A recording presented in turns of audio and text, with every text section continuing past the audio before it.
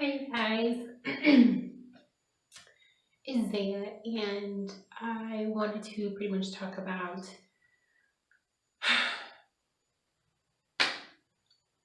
the situation. So as you guys see that it showed 26 weeks, and I'm actually 25 weeks pregnant, and I'll be 26 Friday.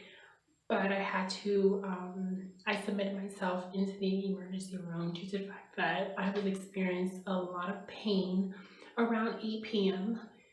And for some reason, it was too much, I don't necessarily know how contractions feel because I didn't have them with my daughter. So um, it was kind of hard to know if it was contractions or if it was ligament pain.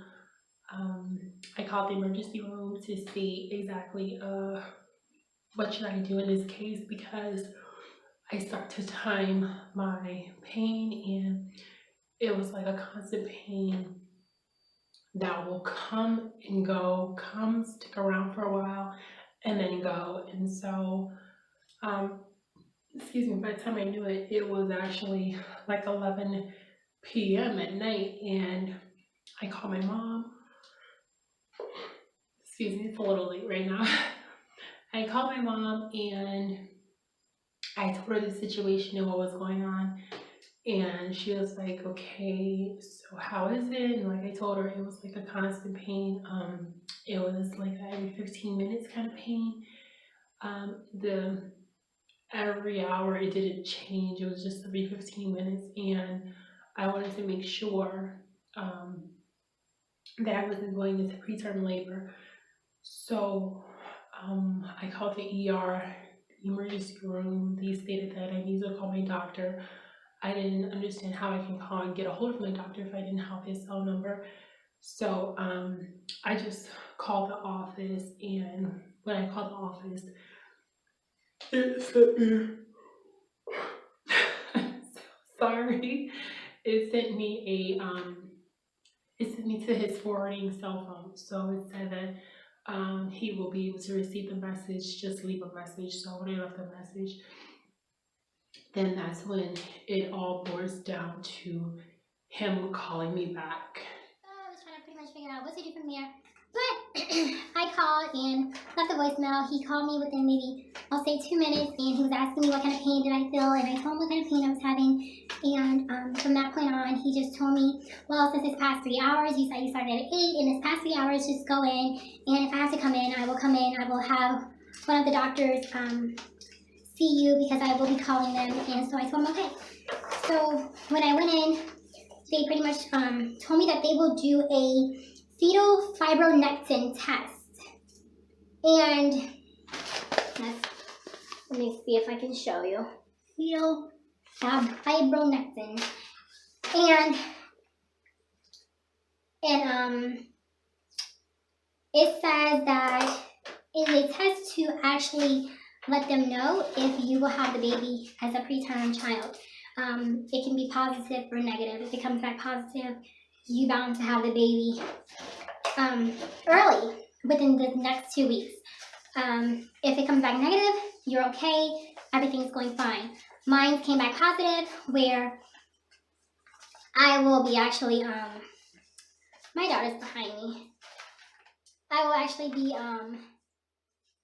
going in preterm labor.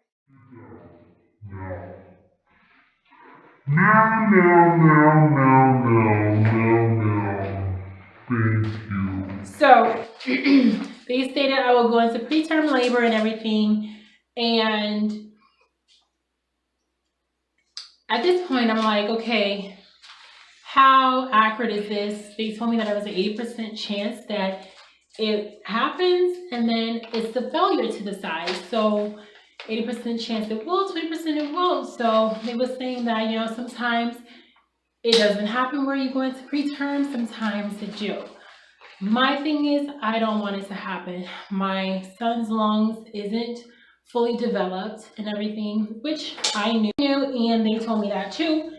But they gave me this steroid that I had to get a shot in my butt, and it's to make his lungs develop faster.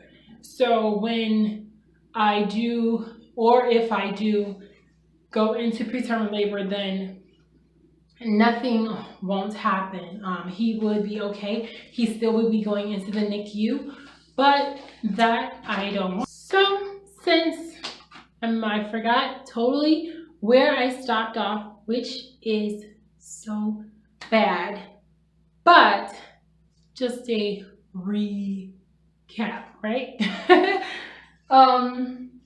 So I was talking about steroids, I believe